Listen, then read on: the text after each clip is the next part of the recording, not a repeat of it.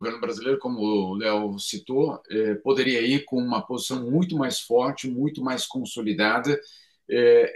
A grande oportunidade que o Brasil tem de se inserir no mundo de uma forma nova.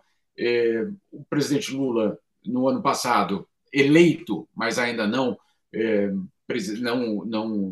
tinha assumido o poder, foi ao Egito na COP e também fez um discurso bastante importante, muito aguardado. Agora, claro, só a redução do desmatamento é parte da resposta, mas ela não é a resposta completa. Então, vamos aí aguardar para ver como o Brasil vem. Alguns pontos, vamos dizer assim, positivos. O primeiro deles é que, ao contrário dos últimos 4 anos, a delegação brasileira é uma só. Né? Não há, como aconteceu nos últimos anos, uma delegação da sociedade civil e uma delegação do governo.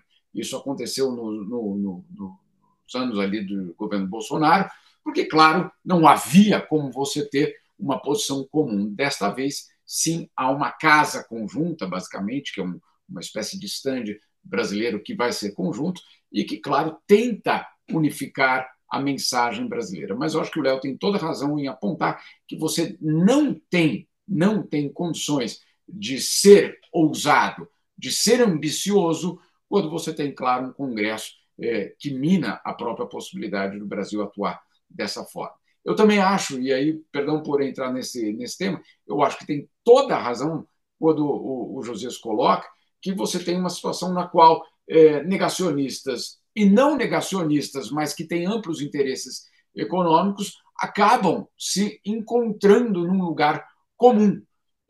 Os negacionistas, e aí eu compartilho da tese do Léo, eles sabem o que está acontecendo. Todos sabem o que está acontecendo. Os dados estão aí para provar isso. O negacionismo serve justamente como uma forma de, sei lá, colocar uma camuflagem sobre toda essa situação para permitir que ganhos imediatos continuem acontecendo. É dramático porque quem pagará por isso, como o Léo colocou muito bem, são os mais pobres, numa quantidade absolutamente elevada. E aí é a grande injustiça ambiental. São eles os que menos contribuem para as mudanças climáticas e serão eles os primeiros a serem afetados pelos desastres. Ô, Jamil, aproveitando a sua presença aqui, queria pegar uma outra coluna Fabiola, que você publicou hoje. Fala, Josias. se você me permite, só uma observação rápida. A grande novidade que o Brasil leva para essa COP é a composição, a proposta de que seja formado um fundo.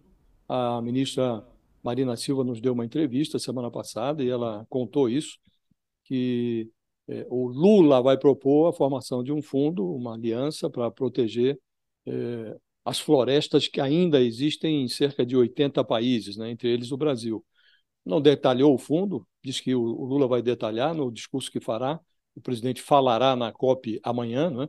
Agora, se você leva, eu até perguntei para ela se isso tinha algo a ver com aquela previsão celebrada lá no Acordo de Paris, de investimento de 100 bilhões de países ricos em países em desenvolvimento. Ela disse que não, que era um mecanismo novo de financiamento além daquele. Ora, se nem aquele foi viabilizado, como imaginar que um novo mecanismo possa vir a ser viabilizado? Né? Mas esse é o grande, é o chantilly que a delegação brasileira levou para a COP, esse fundo de financiamento de 80 países que ainda detêm florestas. A gente vai falar daqui a pouquinho Só um mais um detalhe pouco sobre isso. diretamente de lá. Oi, fala. Só um detalhe sobre isso, Fabiola, só um detalhe sobre isso, porque muitas vezes, e eu acho que o Josias colocou muito bem, a questão é que, né, esse número pode parecer extremamente elevado, 100 bilhões, 80 bilhões, etc. Obviamente, é um número elevado. Mas aí, quando a gente compara, por exemplo, ao que o mundo gastou em armas em 2022, é absolutamente menor. Então, só para a gente colocar numa perspectiva, o mundo gastou em armas em 2022 2 trilhões e 200 bilhões de dólares. 2 trilhões e 200 bilhões de dólares. Não sou eu que estou dizendo isso, é um instituto sueco que basicamente faz esse levantamento. Então, se a gente está falando que precisa de 100 bi, faz a conta aí, Eu sou de humanas, Fabiola, mas pode fazer a conta aí para você ter certeza que é uma proporção muito menor do que se gasta em morte.